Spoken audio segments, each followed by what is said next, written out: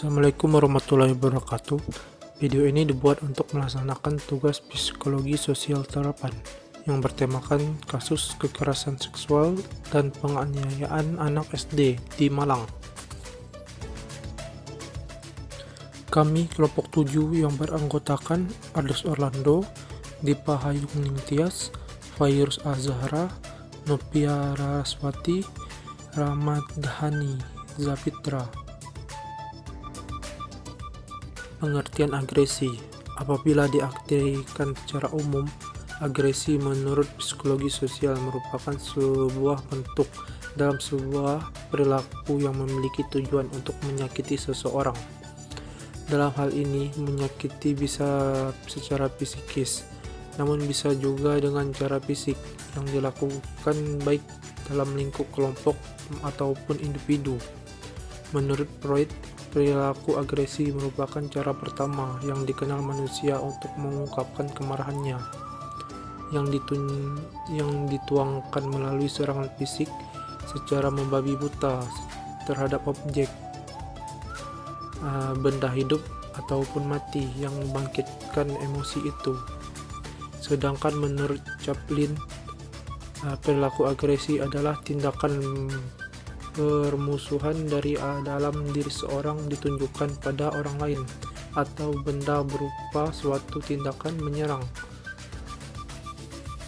melukai orang lain, untuk meremehkan, merugikan, mengganggu, membahayakan, merusak, menjahati, mengejek, mencemoohkan,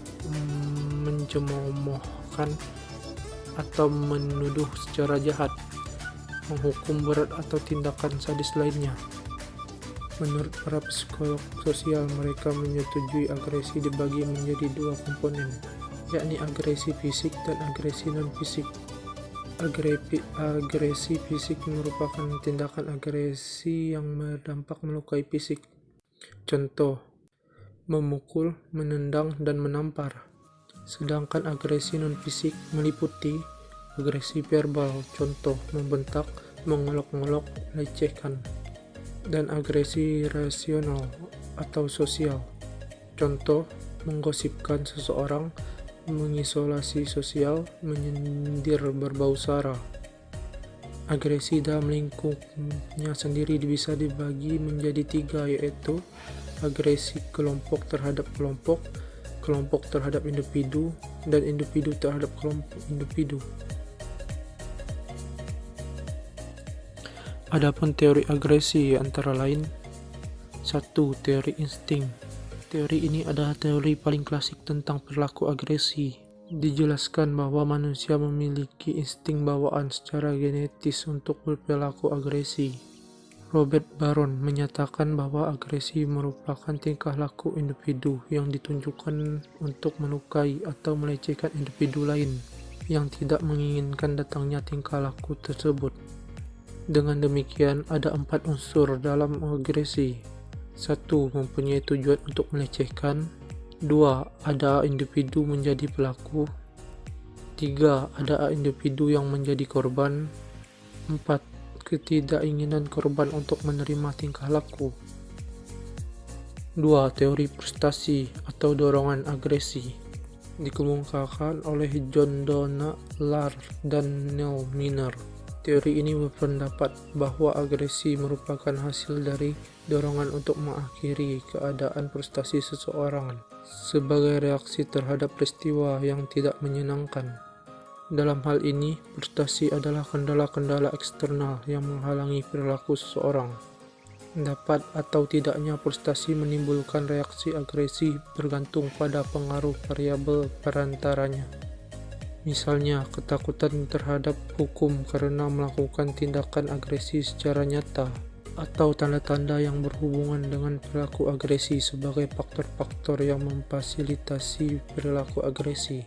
Frustasi adalah gangguan atau kegagalan dalam mencapai tujuan. Contoh, bila seseorang hendak pergi ke suatu tempat, melakukan sesuatu, atau menginginkan sesuatu, dan kemudian merasa dihalangi, dikatakan bahwa orang tersebut mengalami frustasi. Salah satu prinsip dalam psikologi adalah frustasi cenderung membangkitkan perasaan agresi. 3. Teori belajar sosial modern. Teori ini menjelaskan bahwa perilaku agresi sebagai perilaku yang dipelajari. Albert Bandura menyatakan bahwa perilaku agresi merupakan hasil dari proses belajar sosial. Belajar sosial adalah belajar melalui mekanisme belajar pengamatan dalam dunia sosial. Dalam memahami perilaku agresi, aliran ini mengungkapkan 3 informasi yang perlu diketahui. 1. Cara perilaku agresi diperoleh. 2. Ganjaran dan hukuman yang berhubungan dengan perilaku agresi. 3. Faktor-faktor sosial dan lingkungan yang memudahkan timbulnya perilaku agresi. Dari ketiga informasi tersebut, teori belajar sosial ingin menjelaskan bahwa akar perilaku agresi tidak sederhana berasal dari suatu atau beberapa faktor, melainkan dari hasil interaksi banyak faktor, seperti pengalaman masa lalu individu berkenaan dengan perilaku agresi, jenis perilaku agresi yang mendapatkan hukuman, serta variabel lingkungan dan kognitif sosial yang dapat menjadi penghambat atau fasilitator bagi timbulnya perilaku agresi. Tindakan agresi biasanya merupakan reaksi yang dipelajari dan penguatan atau hadiah meningkatkan kemungkinan hal tersebut akan diulang kembali. Contoh kasus. Agresi kenyataannya sering kita temui dalam kehidupan kita sehari-hari. Salah satunya adalah contoh kasus yang baru-baru ini sedang viral, di mana seorang pelajar SD di kota Malang yang masih berusia 13 tahun mengalami pemerkosaan serta penganiayaan yang hingga menyebabkan luka fisik.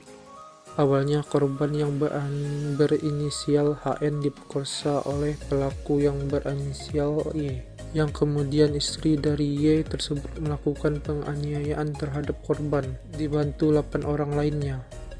Mirisnya, korban adalah seorang yatim yang tinggal di salah satu panti asuhan binaan tidak jauh dari lokasi penganiayaan tersebut. Diketahui motif dari istri pelaku Y ini melakukan penganiayaan lantaran kesal karena suaminya memperkosa korban dan menganggap bahwa korban merayu suaminya. Ia pun lantas mengajak teman-temannya untuk menginterogasi korban hingga terjadi penganiayaan yang direkam hingga viral di media sosial.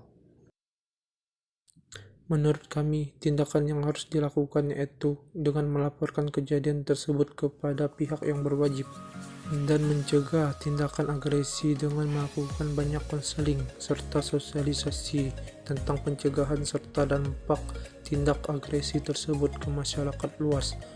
Dan terhadap korban tindakan agresi tersebut harus diberi pendampingan oleh tenaga profesional agar bisa memulai kehidupannya lagi. Baiklah, sekian dari kami. Jika ada salah kata dan perkataan kami yang menyinggung saudara sekalian, kami mohon maaf. Wassalamualaikum warahmatullahi wabarakatuh.